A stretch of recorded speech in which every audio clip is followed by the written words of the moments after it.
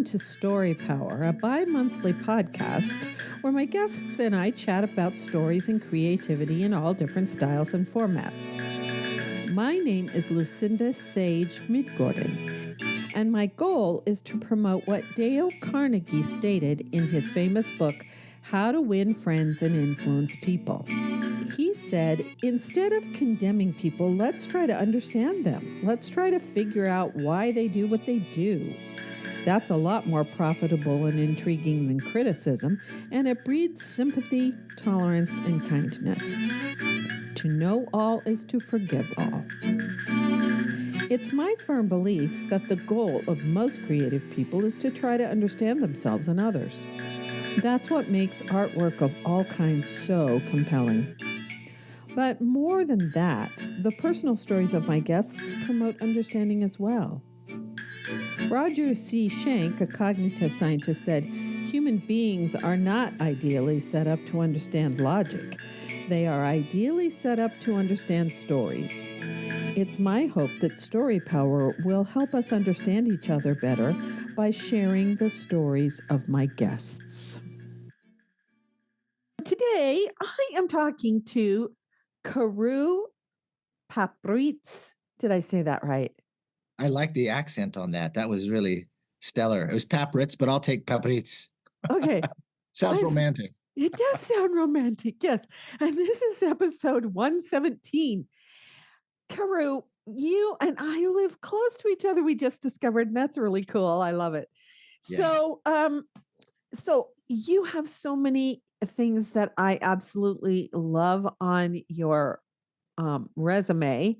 And I was looking at your Podmatch profile, and you love literacy, helping children learn how to read.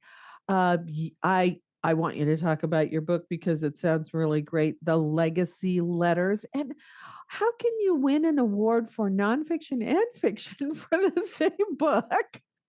Very carefully. I know.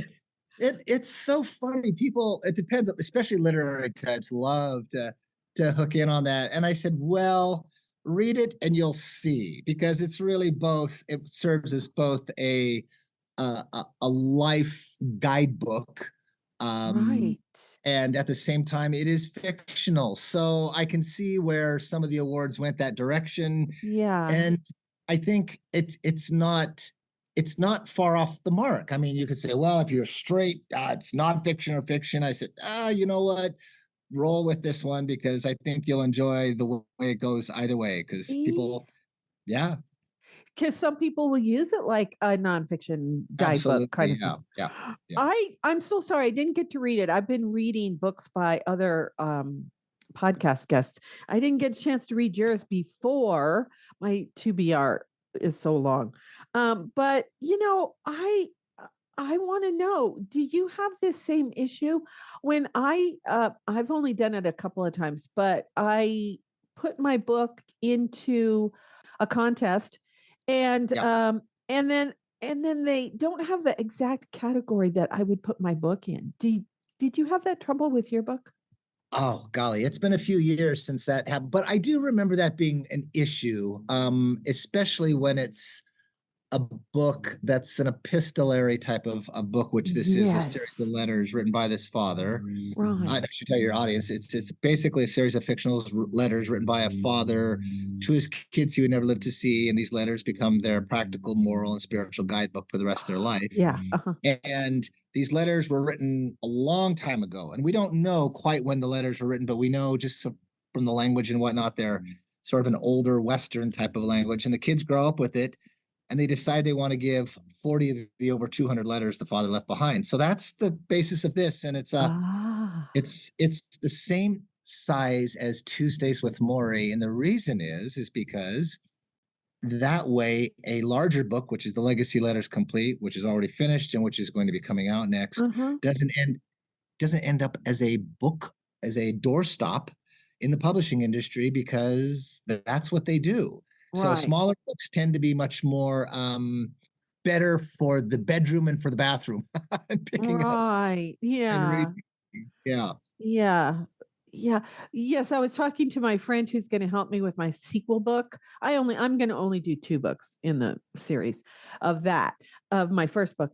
And and I said it's already 99,000 words. It's almost 100,000 words, and she went, "Oh, but the first one is it's 2 storylines, so I'm telling 2 different, in a way, 2 different Yeah. novels, Oh, wow. in Oh, the same interesting. book. They're linked. The 2 women are linked Mhm. by blood, but it's 2 different time periods, so it's almost like 2 different books.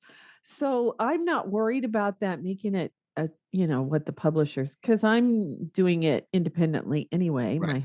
my husband and I. So yeah, And I'm glad you used the word independently. Very, very important because having spoken at many authors conferences and talking about the industry at large, people talk about self-publishing, which still has a bit of a negative burnish to it. And I it tell does. people there's a difference between self-publishing and independent publishing. Self-publishing, you actually sell 57 copies of your book. And Mhm. people go, 57? Why is that? I said, because after you get through your immediate family and your family's family and all your friends, it's about 57 people on average that will buy your book. And after that, no more. But if you're an Yeah. independent publisher, like an independent filmmaker, independent record label, you actually have to market, you have to publish, you have to print, you Yeah. have to do things. So you are a publisher. Yeah. Yeah, Watch that. my husband's the publisher. Because he does Yeah. he's a graphic artist and he does newsletters and things. So he lays it out. He does the maps. He does, Yeah. all that That's stuff. cool. Yeah. So and he's the one who uploaded it to first published the ebook on Smashwords, and then the ebook goes out to, all the ebook vendors. But Yeah. then to do the print on demand, we did Amazon, and he had to kind of revamp it a little bit for that. Yeah. So that's the only place the print on demand is available, is on Amazon, but the ebook's available everywhere. And eventually I want to do an audiobook. I tried to do that myself. That didn't work out too well, even though I have degrees in theater and was an actress. But man, that's a hard job. That's a hard job.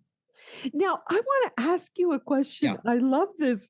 The first time ever book signing events. Talk Yeah. The about first ever that. books. Oh, those are fun. So after I'm very blessed to have done many, many, many book signings all across the country and overseas, and with this book, and very fortunate that it's won a number of national awards to allow that. So Yeah.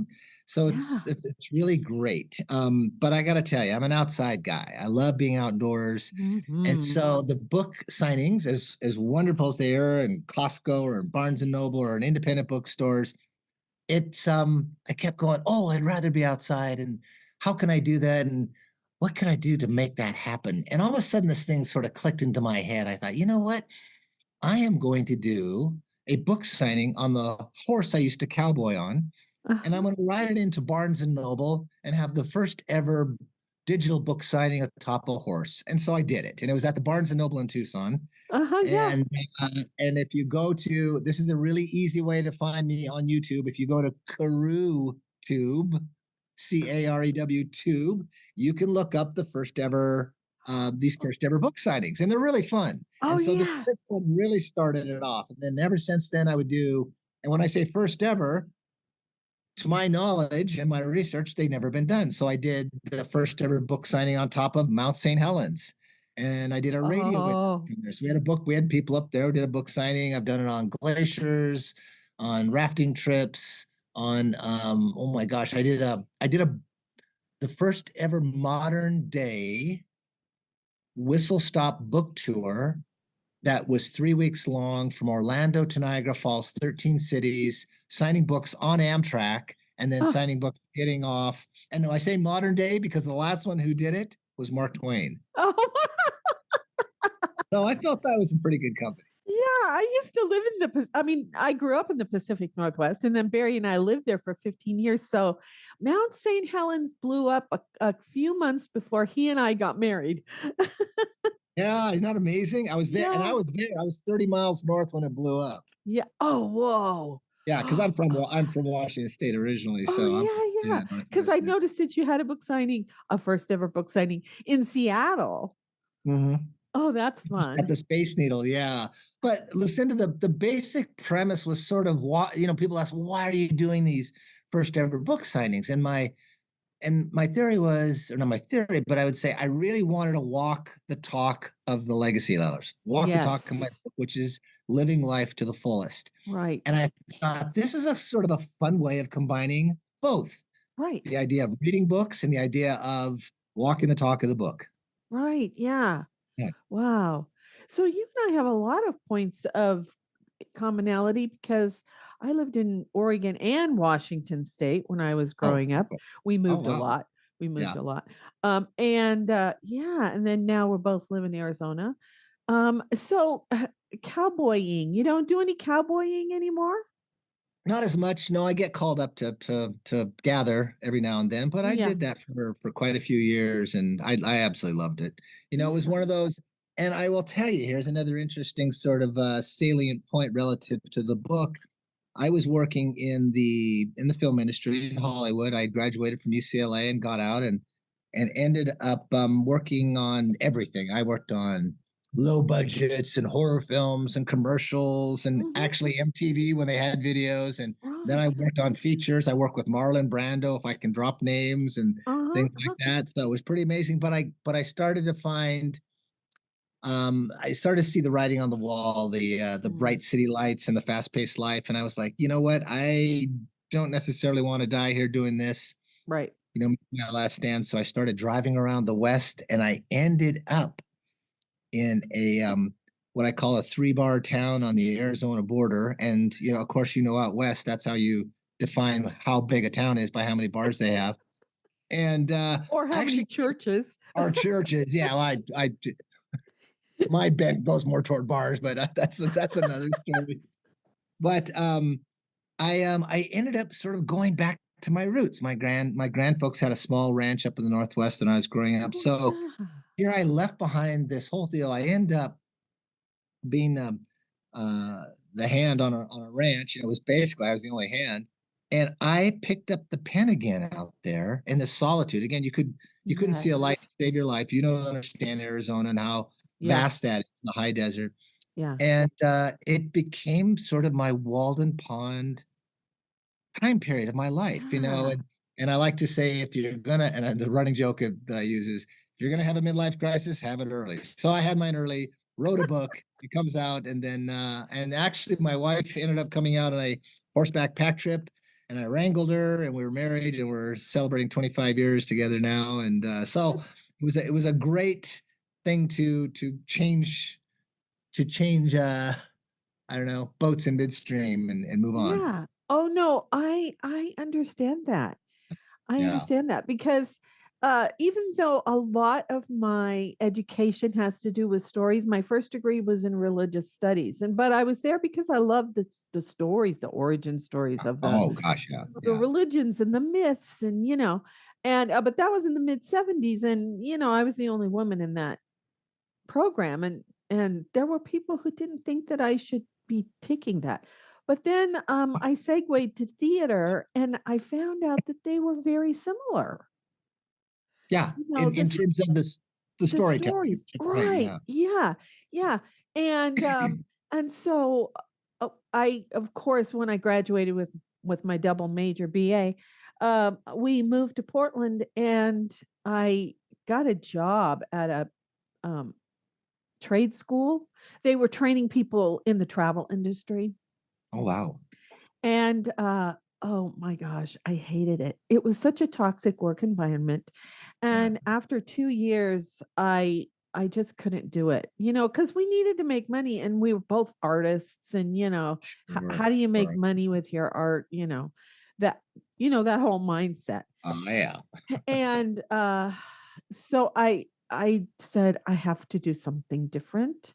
Mm. And I decided to go sign up for a master's degree in theater at Portland State University, and I loved it. It was Oh, so cool. fun. And then I started just working in the semi-professional theaters in Portland, acting or stage managing or doing lights or working on costumes or, that kind of Mm. thing. And, actually, I was hired the city had a theater company that they subsidized, and I got hired to work in their costume shop, and then I Nice. worked on their shows too. Yeah, yeah, Uh, great. Love that. and started teaching, at Parks and Rec and that kind of thing, but when we moved to Arizona, after a while, I had to stop doing it because it was all in the evening mostly, Mhm, and I never saw Barry. mhm. 20 minutes or half an hour when we ate dinner, and then he'd kiss me in the morning before we went to work, Right. because I'd get home really late. And, but when we moved to Arizona, I got to teach it. And Oh, that yeah. was a completely different set of skills, Mhm. teaching people how to do something that already know how to do. Um, but I love that too. Yeah. And then when the pandemic happened, I had been thinking about doing a podcast for quite a while, but, we were doing Zoom. We were teaching via Zoom. And so I said, "Oh, I know how to do this." So I started the podcast. And now that Yeah. I'm retired, I just love doing that. Oh, Uh, that's great. yeah, I love talking to people like you, Yeah. and finding out about their lives. So, tell a little bit about the film industry when you were working there, and how has it changed? Well, streaming has definitely changed it, in terms of the number of productions. So, for example, and I got a chance to comment on sadly, the Alec Baldwin shooting of his cinematographer, and, Oh, yes. so I was able to talk nationally about that because I'd been in a similar situation on a film shoot where everything was going wrong and things were blowing apart there, and I actually got injured on that particular shoot. Oh, But there was something like in 2000, I want to say the years before streaming, there's about 500 productions going on a year, and right. now it's pretty much triple that. Again, the numbers, I Mm, might be off on the numbers, right.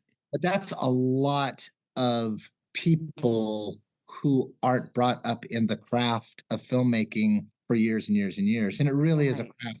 I'll tell you something funny. Coming out of UCLA, you think you're all hot stuff. Boy, when you're in the film industry, you didn't let a soul know that you went to film school. Because why? Because you had to start at the bottom rung like Right. everybody else. And it still applies, especially in the crafts, in the trade crafts, it's the same thing, and whether you're a star and you have kids that wanna be part of it, doesn't matter, you still have to start there, and then, you don't get a union card right away, you have to Right. get what they call Taft-Hartley, right? You know all about Right. that, and Mhm. so, but once you got it, boy, talk about protection, talk about great wages. One of the great Yeah. unions to belong to was the motion picture film, Yeah. and, so it's changed in the respect that there's a lot more the streaming's a lot more productions, which in one case is good, in the other case it's from the crew standpoint, there's a lot more pressures to work longer, harder hours and Oh, not have yeah. protections. Yeah, so that's an issue. Yeah. um I think I still have good friends of mine. They're at the top of the game in the industry, and Uh-huh. it's blockbuster driven, there's no doubt about it. Yeah. It's not like in the 70s or in the 80s when you had a lot more independent films that Yeah. could come out and people could experiment more with narratives and whatnot. So, yeah, some of the interesting differences. Yeah. I'm wondering though if the blockbuster thing is sort of fading now, although maybe it's not. But I mean, I loved the some of the pictures that they chose for best picture. I don't always watch all the Oscars pictures, but we got a chance to see the holdovers. Yeah. And that's not a blockbuster movie, but it is so good. And the message is so good. And I love the three main characters in it and how they help each other heal it.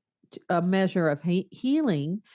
And it's like I'm looking for those kinds of things now. I'm kind of tired of the let's blow up New York City for the 10,000th time, That's what- Poor New York City. Poor Um, New God. fortunately, they don't really go through that all the time. I mean, yes, they've had their yes, Fair share, 9/11 and exactly. nine Yeah. eleven kinds of things. But yeah, so e- I'm looking for those kinds of things on streaming even. And I kind of like those sometimes those quieter. So maybe that's another thing that's shifting is we have a lot more variety. We don't have to just do the blockbuster thing. I agree, and that is the plus side of streaming.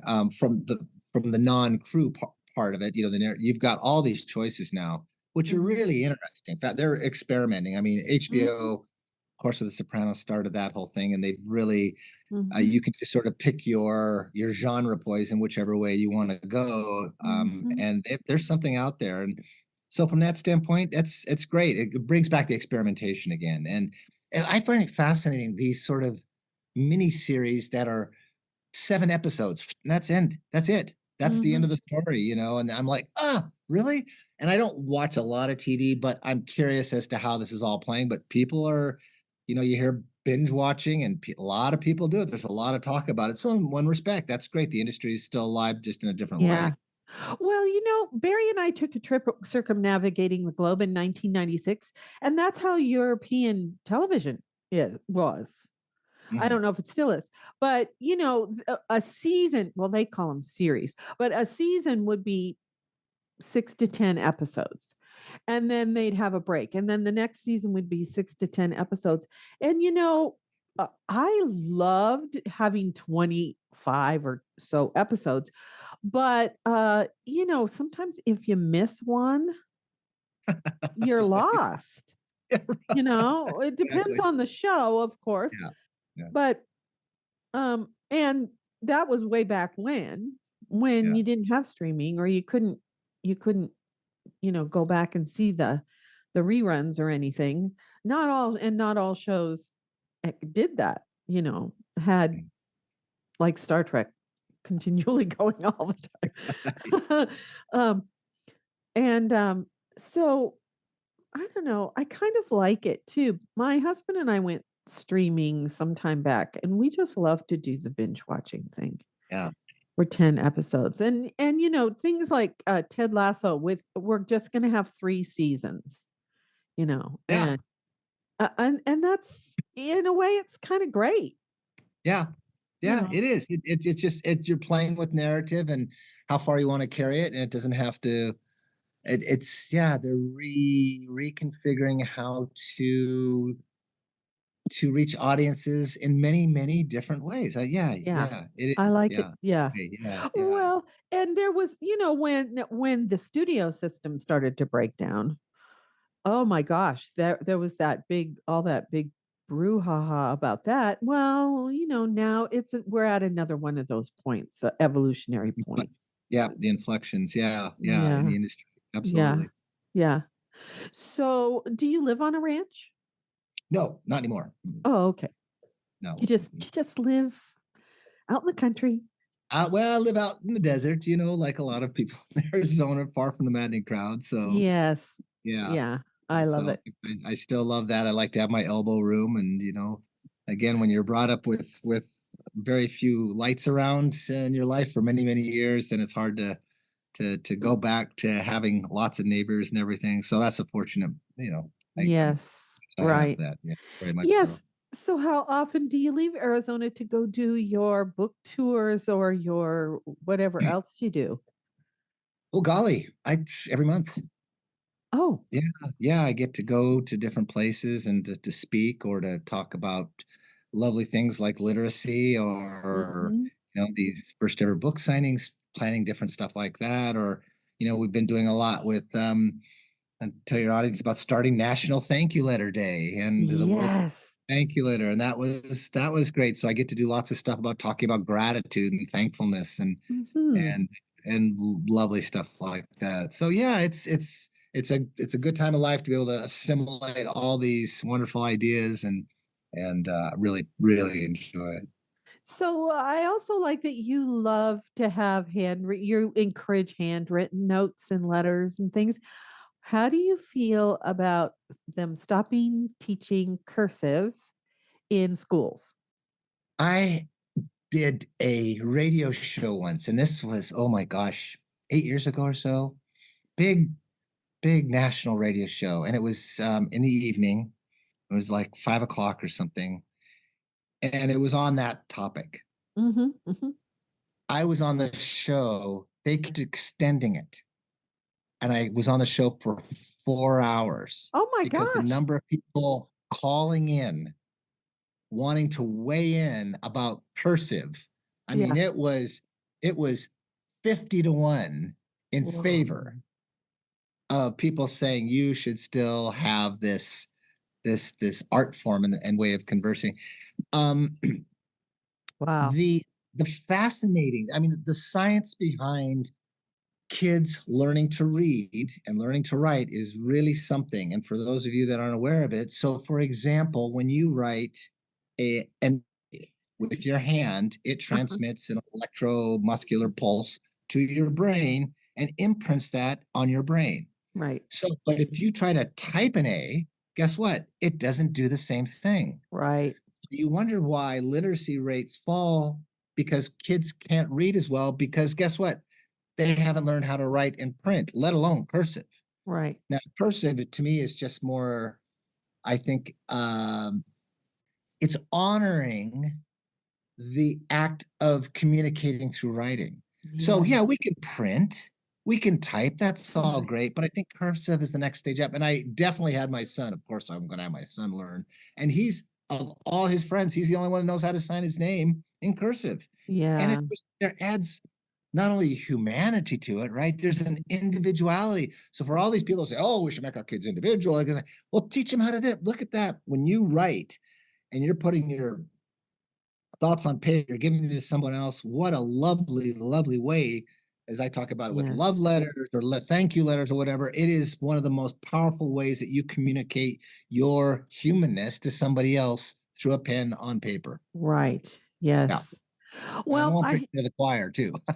yeah, no, because we don't know who's listening. We don't know Yeah. who's listening. But I have a niece who is just about, well, she'll graduate in December with a double major, believe it or not. Theater is one of them, Oh and my God. archaeology. But Wow. she's into bones. But she Mhm. said, if people don't know the people in archaeology, if they don't know how to write cursive, then how can they read those ancient documents or some of those older documents that Sure. are written in cursive? That's one of the issues that archaeology students, maybe even anthropology students, have to face is we have to learn how to read these old documents, but we didn't learn how to write cursive and we don't know how to write cursive. And I Yeah. even had students when I was teaching high school. I quit teaching high school in 2008, but I would write something in cursive and they couldn't read it. They didn't know what I had written. Huh. So, Right. of Yeah, I've course, seen that. of course, in Douglas, a lot of them didn't speak English as their first language. That might be part of it too. But yeah, so so I'd have to say, and even in college, I'd write something in cursive, then I'd say, "Can you guys read that? Do you know what I'm doing? Because do I need to print that?" Yeah. Because I also had high school students in my college classes because they have that thing where you can junior and senior year you can take college classes and get double credit. Right. Yeah, so uh it's interesting though how language develops. And man, I firmly believe that writing by hand is one of the best ways to remember stuff because Oh, when I was in college taking notes, I would remember things just because I had taken the notes. yeah. And so poor Harry Potter, he's learned how to take notes. He gets there and Snape gets mad at him thinking he's not paying attention when he's writing down every single word Snape has said, you know. Funny, I forgot about that. That's great. And I'm like, man, magical people are kind of intolerant. What a great line. Oh, oh because my god. because he's paying really close attention because he's writing it all down. Yeah. You know? Oh, it's so funny. Um, so you founded. I didn't write it down. I should have Yeah. written it down. You have a literacy foundation or something, right? Tell about that. Uh, you're gonna there's so much. Are we talking about the Project Gratitude? Are we talking about which foundation? I'm not It's sure. I guess I might step on myself if I figure out which one. No, oh, Uh, I thought it was like a literacy something or other organization. But talk about Project Gratitude. That's well, good. Project Gratitude is something that I've been doing with the students locally, and basically Oh, it is getting students to once again get involved in community-minded volunteer projects, oh yeah. be at the whether it be at the local level, regional, statewide, or international. And so I've been fortunate to work with our local elementary school, which is about 108 years old, and it's really Wow. cool because it's the only school in our town, and it goes from kindergarten to eighth grade. And so they're so wonderful. They allow me carte blanche with helping the kids in these projects. So, for example, when Hurricane was at Harvey in Texas with the Oh flooding right. that happened there, Oh yeah. we got the kids to gather up supplies Uh-huh. we found a school there. Uh-huh. And along with those supplies, all the kids had to do a handwritten note and attach it to the supplies. I hope you're doing well. Oh. That to the kids there. We've done that with the fires in Maui. There we did the same thing. We did a thing with kids in Cuba. I did a book signing in Cuba. It was the first ever book signing, and so we got Wow. kids from 3 states to gather up books, put notes in them, and then I took them to a school in Havana. Oh, And that's cool.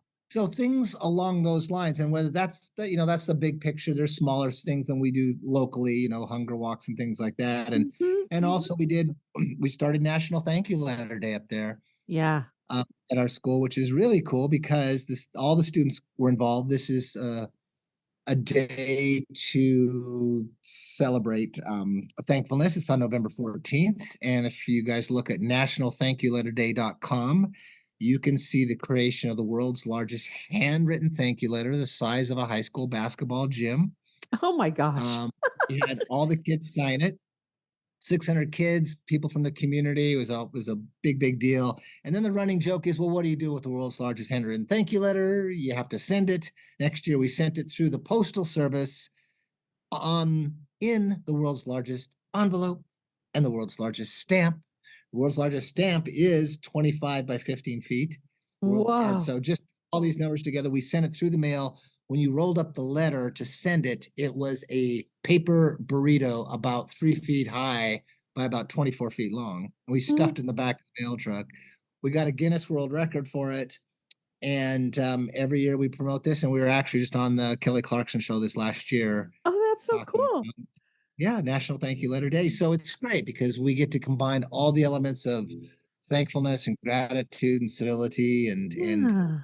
which are the heart and soul of what a thank you letter is. Yeah. And who did you send your thank you letter to? It was to a sister school nearby. Oh, okay, cool. Yeah, Yeah. yeah, yeah. So I mean, it wasn't a long ways, but trust me, it was a long ways. For the postal people, it was probably a Oh my really long. gosh, they were great. She stamped it. I mean, the stamp is stamped with a postal stamp, so it's Yeah, official. Yeah, it's that's really cool. cool. That is cool. It's all Yeah. part of sort of the Project Gratitude idea, and the kids love it. And they'll run into me in the store every now and then. And I'll tell you what, listen, it's so funny. They go, hey, there's Mr. Big Letter. Hey, Mr. Big Letter, how you doing? They can't remember my name, but Mr. Big Letter, oh my gosh, that's on my gravestone. All right. Yeah, I love it. I love it. So literacy is such a big thing because and I do not know if this statistic is right, but I saw some meme with a statistic that I think it said 90% of Americans do not read regularly. And I was like, "What?" Because I guess I must be involved in a lot of book loving groups because I did not believe that statistic. So, but it's probably pretty big. Yeah. Yeah. So how do you help promote reading? Well, coming back, I was trying to figure out ways that I could get kids. I'm looking that they're on their phones or on the videos, all this, and I'm going, oh brother, why don't I just try to trick them, using their own medicine against them, sort of, so to speak. And so I came Right. up with the I Love to Read series. And so what I would do is I have my book right here for those of you that were not seeing, but here's the book. And the first one I ever did, back to my horse that I cowboyed on, was Boots. Boots was a big old Percheron mix, Oh. and it was great. So we're at the ranch, and I said, "All right, let's do this." So I got my book like this, and I turn a couple pages, and I look up at the camera, and I say, you know how much I love to read, and it's so important. But guess what? I also like to ride." And I'd spur the horse, and off we would go. And the first take, it was a huge fart from the horse, just a gigantic blow up fart. I'm like, criminy. So we did a second take. It was even louder, like Boots knew like he was on camera. And the third take was just ludicrous. I mean, you could hear it all the way down. I just farting all over, hecking gone. And then it dawned on me, oh my gosh, if I put this out there, kids will just think the world of it. So I did. And that blew up, and I don't know if it went viral, but it had thousands and thousands of views. And so I don't even know, I've done hundreds of these. I still have a lot to put out, but they're everything from, I could be river rafting, I could be in front of the Statue of Liberty, I could be playing putt putt, or driving a go-kart, or I mean, Uh-huh. just all these things. And kids, and so someone says, well, why do you do that? Just to promote your book? I said, no, the idea is kids go, wow, is that what you do as an author? Why do authors do that? Why does this guy do that? It opens the door, and all of Mhm. a sudden they start to ask. And I would send out primers to teachers, on how to use it in that way. So it creates questions about, well, where is he doing it? And why is he doing it there? And why do writers do this? And so on. So it engages a conversation, and it talks about really why it's important to read and how cool it is. Like, this Yeah. guy's cool. Look at Yeah. that. Yeah. Fun. So I'll tell you, there's a funny little side story. So I did one in Chicago not too long ago, I think last year. And for those of you that are familiar with, there's a large sculpture there called the Bean. It's a giant reflective sculpture. It's very well known in Oh, Chicago, maybe yes. around the world. Yeah. So I'm doing this I Left Read. Now my son and my wife have been my directors and my cinematographers for years. So they know immediately, like, okay, this is a great one to do. We're gonna do this for in front of the Bean. So I'm sitting there doing that. And I go, I love to read, and I love to be in Chicago in front of the Bean. Look at this thing, and there's this group of about 10 kids. There are boys, about junior high age, and they were sneaking around the back of me. And they didn't photobomb me, but they were just like, oh, we're gonna be in this video. And then when I got done, they came over, and I signaled to my son, keep rolling. And so he did. And they came up to me and says, hey, what are you doing? So, oh my gosh, are you kidding? This is a perfect Perfect. opportunity. So I just said, hey, I do this I Love to Read series. I'm an author. Da, da, da. And he said, well, how many subscribers do you have? And I said, oh, not many, just about, I think about 8,000. And he goes, that's legit. All right. Well, you got 15 more. We're going to get it. I was like, score. There it is. I win. It was like everything you wanted the kids, like your thesis worked, right? That's right. Yeah. Through YouTube, get kids to be excited about reading. So That's yeah, right. yeah, Yes. yeah, it was a lot of fun. Yeah. Well, and that's kind of why I decided to put my podcast up there. I still have 10 more to catch up. But I don't keep the videos that I do, but I did put, the face of the person that I was talking to, my face, and then the logo for Story Power. Mhm. And yeah, that's promoting story love. That's Yeah. one of the Oh, I ways. love that. Story love. I've never even heard. Yeah. That's great. Yeah. Yeah. Well, maybe I should change my podcast to Story Love. Sure. Story love. I love it. But yeah, to me, stories do have power because I learned to be emotionally intelligent by analyzing movies and books Oh, from a young age. And so, yeah. I learned what, oh, that decision that character made wasn't very good, or Yeah. them seeking vengeance didn't turn out very well, Yeah. stuff like that. And Yeah. so, Shakespeare. There you go. yeah, Shakespeare. Oh my Right. gosh, Shakespeare. Yeah. Yeah. Right. Yeah. So yeah, I did study Shakespeare when I was getting my theater degrees. So yeah, and just the way we did it when we didn't have cell phones or that kind of thing, the way my mom and dad did it for my brother was to get him a subscription to Sports Illustrated because he Yeah. loved sports. Yeah. And that got him hooked on reading because he would read that thing from, cover to cover, and he'd probably sometimes read it an article more than once. Yeah. And so yeah, any way you can get the kids to love reading. Oh, Yep. Pretty much. Yeah. Any way you can. These now. Yeah. yeah. And you're up against a lot, but it's not, I'm a glass half full guy. So I just believe that if you just keep going after this with the kids and you show them the beauty and the love and the fun. Let's the fun, because I think what schools do, and I love educators and teachers and everything about schools, but you get the impression they take the fun out of reading. Yeah. And guys, if you take that fun out of reading, who's going to want to read? I mean, God, you can just hear it with like the high school kids, like, oh, we had to read this.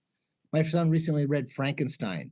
And I said, well, what'd you think of it? He says, that was pretty cool. I said, yeah, the original Yeah. Frankenstein is Yeah. mind blowing, because we're all in the horror picture part. No, it is a powerful love It story about is. it. Yeah. Yeah. Yeah. Well, and I used to, when I taught in Douglas, I had to teach um English. I had enough credits to teach English. And so, but I was teaching American Lit, and they were, we had the first part of the year, we're reading documents by the founding fathers, and we're reading the Declaration of Independence and stuff like that. Yeah. And the kids are like, why do we have to read this? We had to talk about this in history. Why do we have to do it again? And I said, well, every single thing that's written down has a purpose. And so we're looking at, why did these guys write this Declaration of Independence? It's Hmm. not just, oh, yeah, that's how the United States got, formed.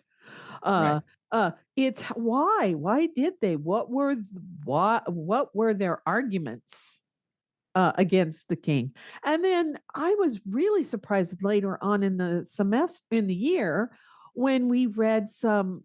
It was I cannot remember. I think it was by Hemingway, and it was about effects of the war, of being home from World War I, Hmm. and I didn't use this word with the kids, but the ennui that the character felt, the just total lost feeling.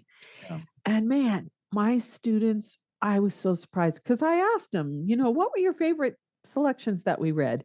And that was one of the stories. They connected to that story about Huh. feeling Wow. lost. Yeah. And well, teenagers, I could kind of understand. And they really liked The Crucible. That one I was surprised about too. They really liked that. Interesting. So I'm always surprised by the stories that my students love. Even my theater students, when I was teaching dramatic structure, the first movie that I would show that was black and white, they'd go, this is black and white. Why do we have to watch black and white? And then when the movie was over, it's like, that was really great. Isn't that funny? Yeah. It is. Yeah. So, yeah, any way you can get kids to consider new ideas or old ideas and see if they're still Sure. relevant? Well, for example, here's a great one.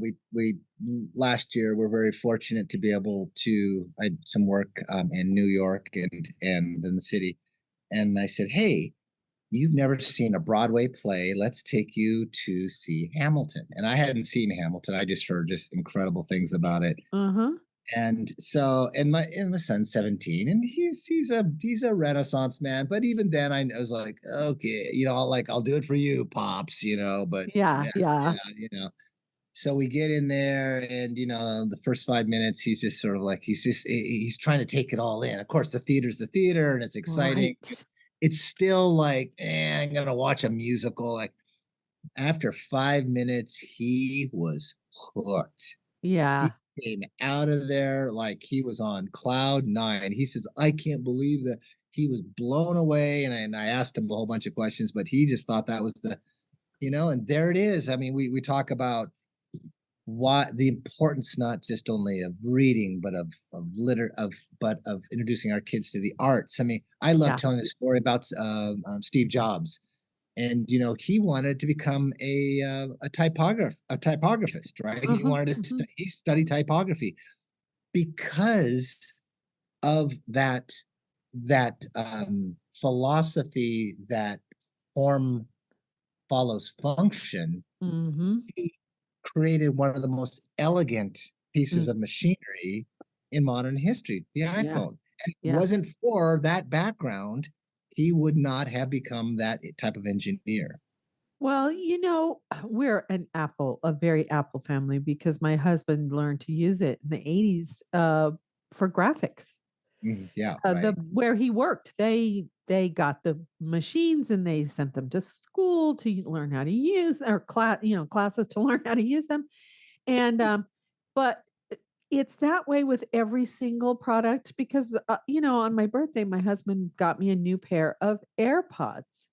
Yeah, And the minute I started to unwrap it, I knew it was an Apple product because the box is so sturdy for one thing, but also yeah, beautiful.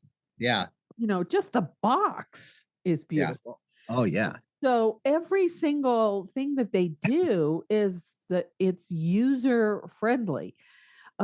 So when I find something that's not user friendly, I get a little ticked off.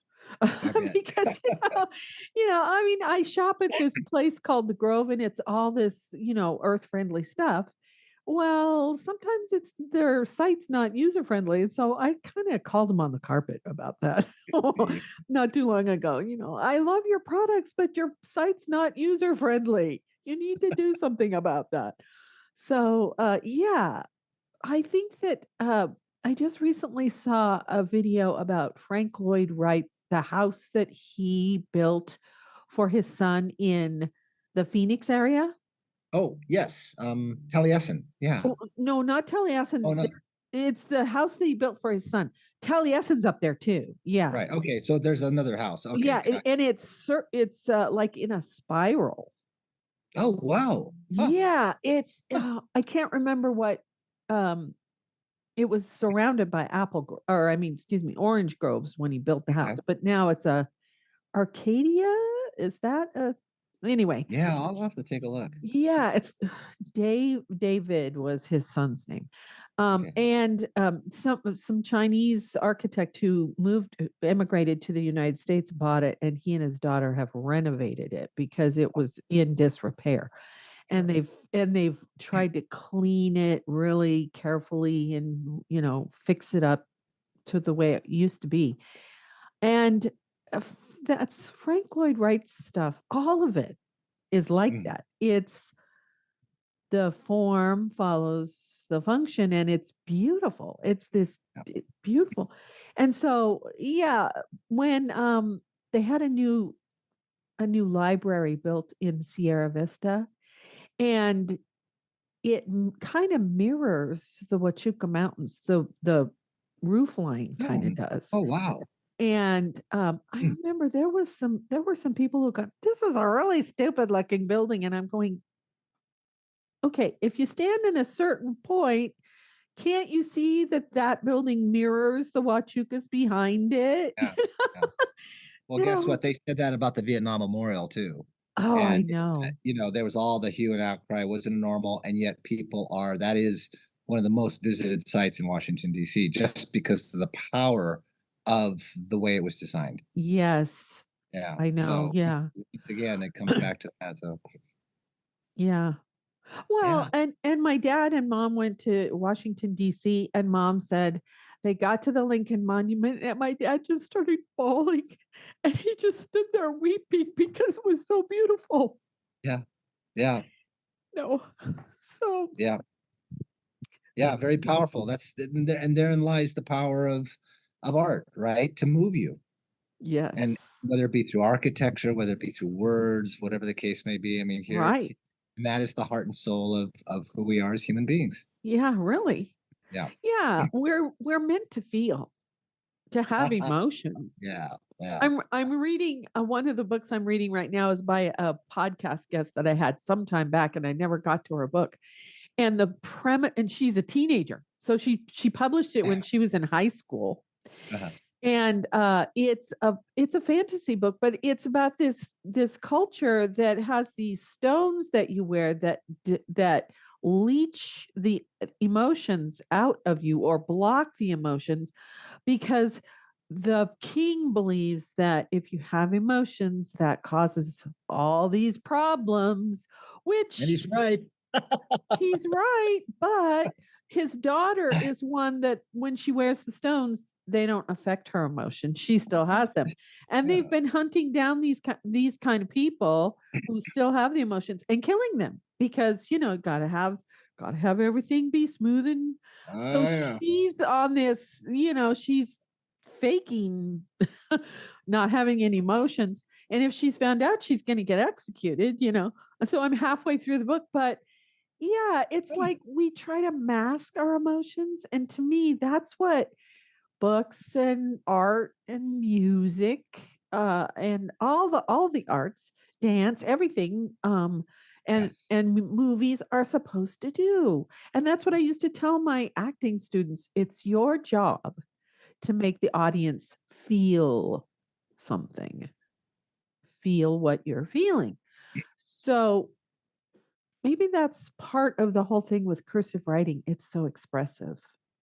Yeah, you really do feel something because so one of that's interesting along another line too, because one of the things that I tout about a thank you letter and or a love letter or any Uh-huh. letter Uh-huh.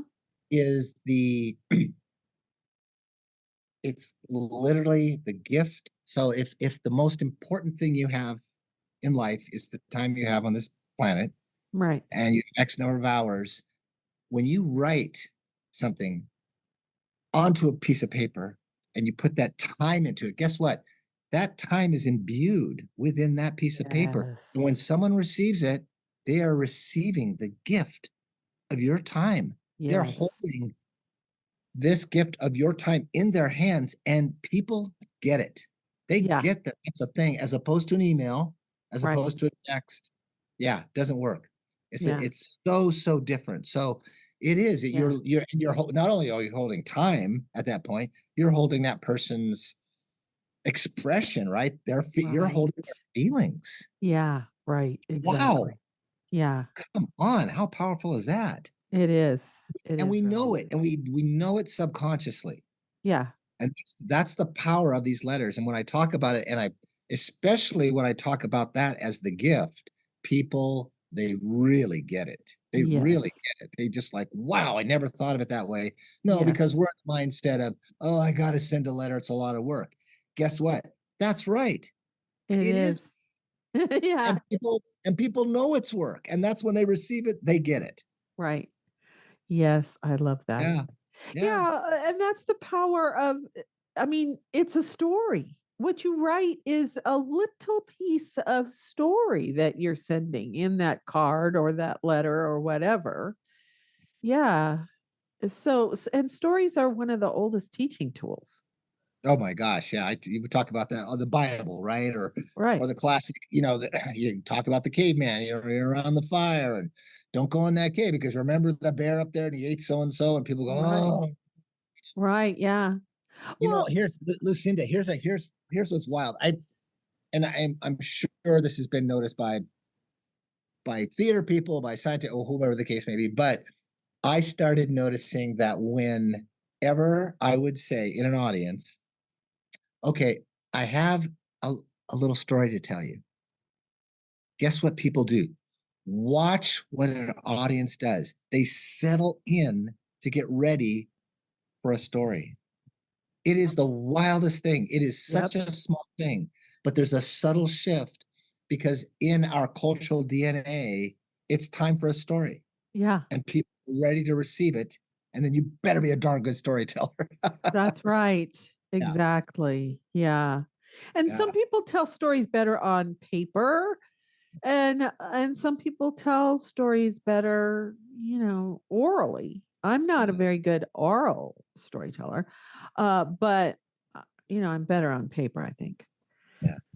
Yeah. Or some people do it with their camera, Yeah. or their paintbrush or their whatever. Yeah. So, Yeah. The power of talking to an audience.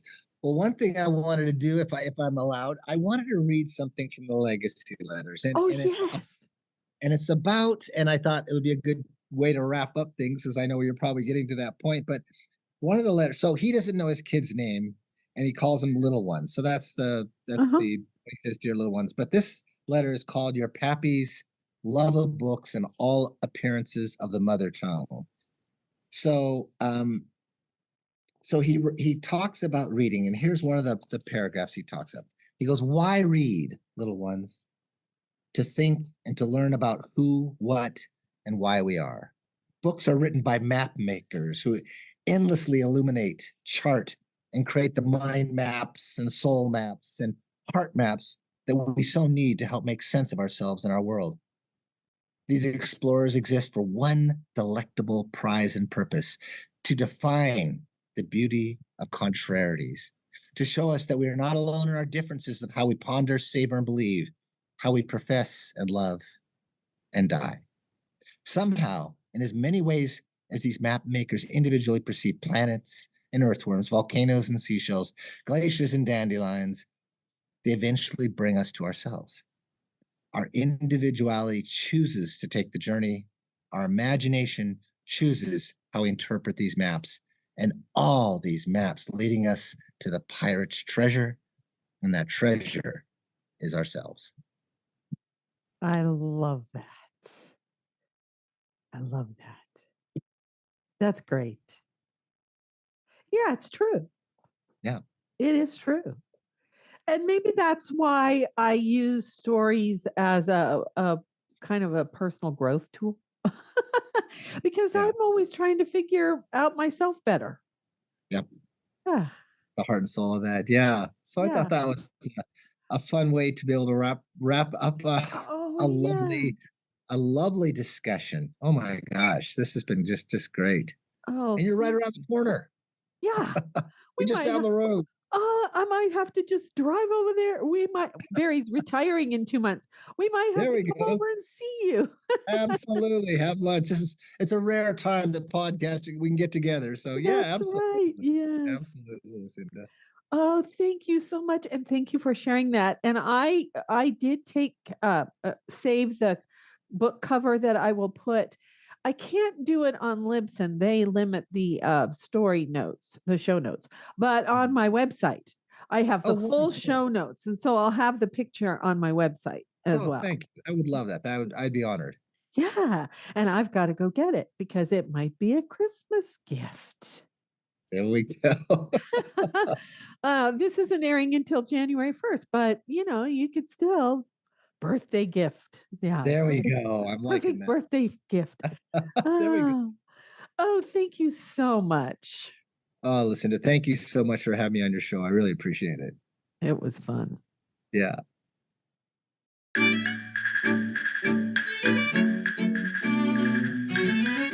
I hope you enjoyed the show. If you like what you heard, please share it with a friend and give us a rating and/or review on your favorite podcast app. It will help people find us. I invite you to join my Patreon community at patreon.com/storypower, all one word. Or if you like, you can subscribe to Story Power on Apple Podcasts. It's my aim to build a community where we discuss the stories we love and talk about what we learned from them. I offer extra audio content and story suggestions to my patrons on both platforms.